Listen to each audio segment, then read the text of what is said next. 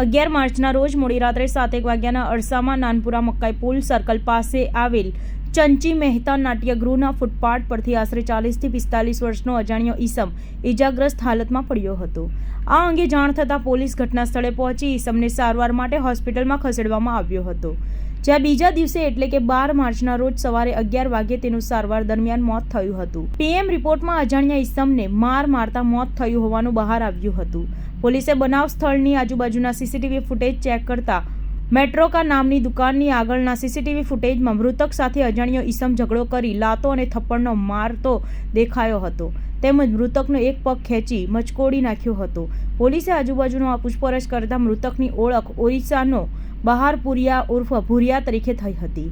ભુરિયાની તેના વતનના રામકિશોર પ્રધાન સાથે મિત્રતા હતી અને બંને જણા સાથે ફૂટપાથ પર રહેતા હતા।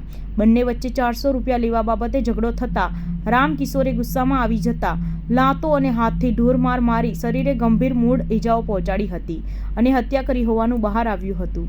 પોસ્ટમોર્ટમ રિપોર્ટમાં યુવકને ઢોરમાર મારી હત્યા કરવામાં આવી હોવાનું સામે આવતા અઠવા પોલીસે હત્યાનો ગુનો નોંધી વધુ તપાસ હાથ ધરી છે।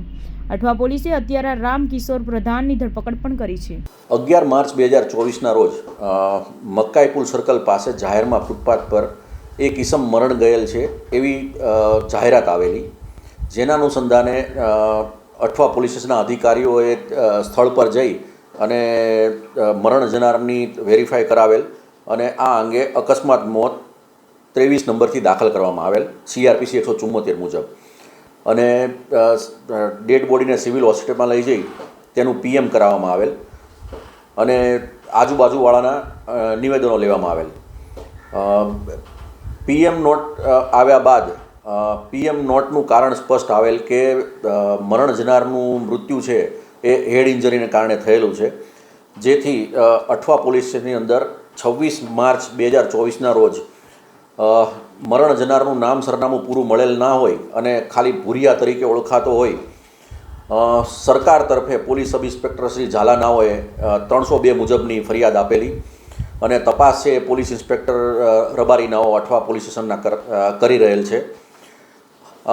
આ બનાવ અંગે આજુબાજુના CCTV વેરીફાઈ કરતાં 11 માર્ચના રોજ સાંજના 6:30ની આસપાસ એક ઈસમ છે આ મરણ જનારને મારતો હોય એવું જણાય, જેથી CCTV ફૂટેજના આધારે એક ઈસમની અટકાયત કરવામાં આવેલ, જેનું નામઠામ પૂછતા એનું નામ રામકિશોર પ્રધાન રહે મૂળ ઓરિસ્સાવાળો હોવાનું જણાવેલ અને આ મરણ જનાર છે પણ એ પણ ઓરિસ્સાનો જ વતની હતો એવું આ રામ પ્રધાન જણાવે છે।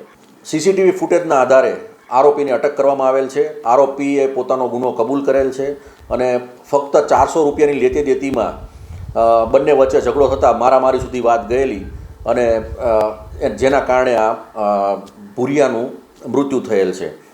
આ બાબતે આરોપીને અટક કરવામાં આવેલ છે અને તેના રિમાન્ડ મેળવવામાં આવેલ છે અને આરોપી CCTV ફૂટેજમાં આવેલ હોય FSL દ્વારા ગેટ એનાલિસિસ ટેસ્ટ કરાવવામાં આવશે અને આગળની કાર્યવાહી કરવામાં આવશે।